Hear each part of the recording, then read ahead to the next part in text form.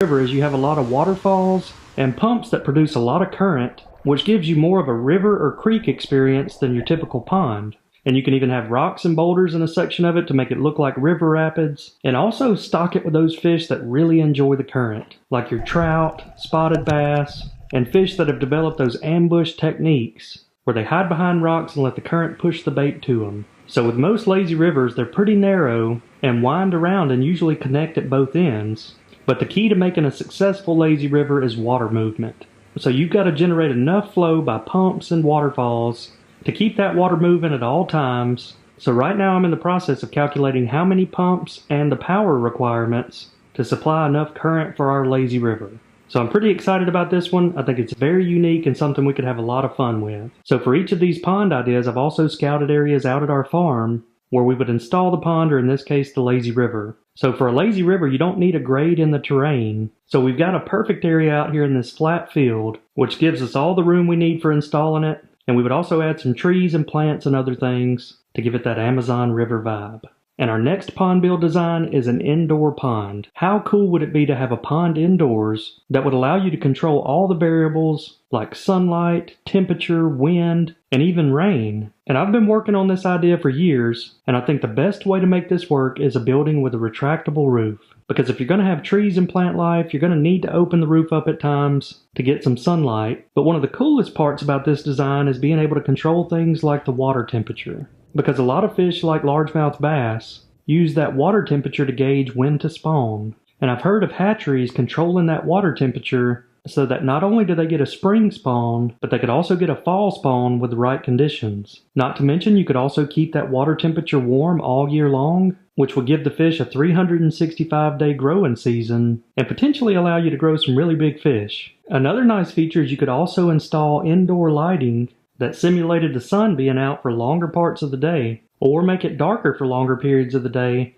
and study how that affected the fish. But obviously with this particular design, the bigger the pond, the bigger the building has to be. So to actually make a concept like this feasible, you would probably be limited to 1 to 2 acres max. But I've played around with different rooftop designs as well as windows and lighting, and it's another one of these ideas I'm really excited about. So for this pond location, it's just like the lazy river. You would want a flat surface with no slope so you could build the building around it. And again, right out here in the middle of this field would be the best location for this indoor pond.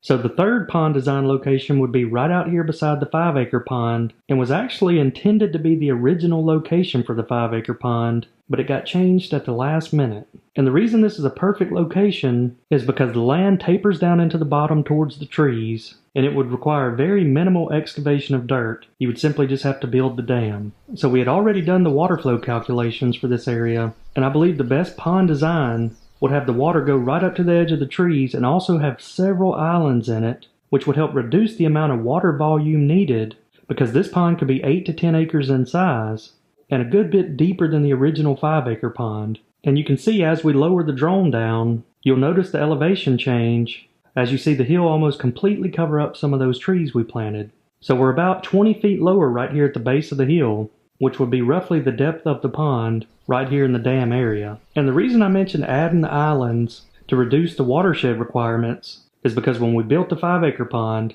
all the water naturally flows down these hills. But right here in this area, we built a culvert to redirect all of that water flow. But all of that water flows right down through here until it hits the drain right before Cedar Falls, and then routes underground in a corrugated pipe into the 5-acre pond. So we don't want to reduce the watershed going to the 5-acre pond, but I think by building the islands and lowering those water requirements, I believe this would be a prime location for another pond. And the fourth pond location would be right at the entrance of the farm, out in the middle of the field, and would be very similar to the 5-acre style pond, where we would excavate a lot of the dirt out, haul the clay in, and just utilize a lot of this open field area.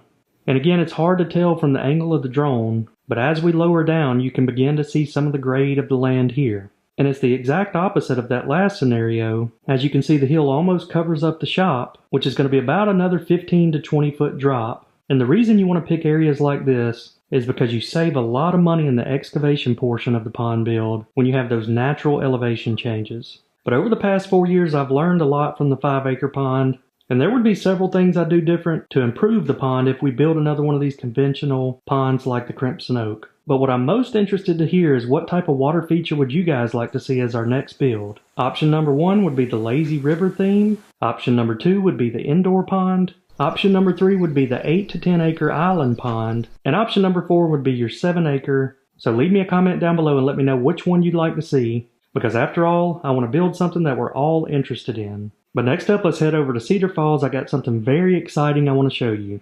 So for weeks now, a few of you guys have been telling me to invest in a dome camera. And it's unique because it allows you to see above water and below water at the same time. And guys, I was blown away by some of the shots I got. Built-in sensor that measures the total dissolved solids. So the raw TDS is the amount of solids in the incoming water, and the pure TDS shows the solids in the filter. And it looks like this is even one of the juveniles, but I think that it's getting pushed away by an osprey, which is very interesting. Most of the time it's the exact opposite. But it may like to mix it up and get right in there on the feeding. Pretty much